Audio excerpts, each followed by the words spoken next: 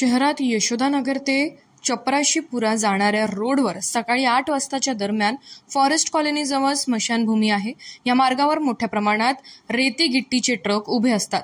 रोडच्या दोनही साईडला मोठ्या प्रमाणात ट्रक उभे करून ठेवले असल्यामुळे सकाळी शाळेत जाणाऱ्या विद्यार्थ्यांची रस्त्यावर गर्दी असते. याच मार्गाने स्कूल व्हॅन, ऑटोची वाहतूक सुद्धा असतात. रोडच्या बाजूला पार्किंग केलेले ट्रक अपघाताला आमंत्रण देत आहे. उभे असलेले ट्रक वाहतुकीला अडथळा होत आहे.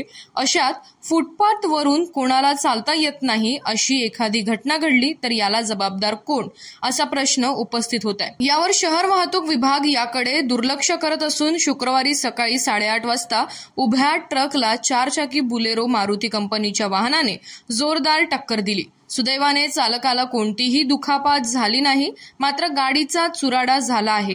रॉंग साईडने येत असलेल्या महिलेला वाचवण्यासाठी भरधाव वेगात असलेली बुलेरो वाहनाने उभ्या ट्रकला दिली धडक, मात्र कोणालाही दुखापत नाही.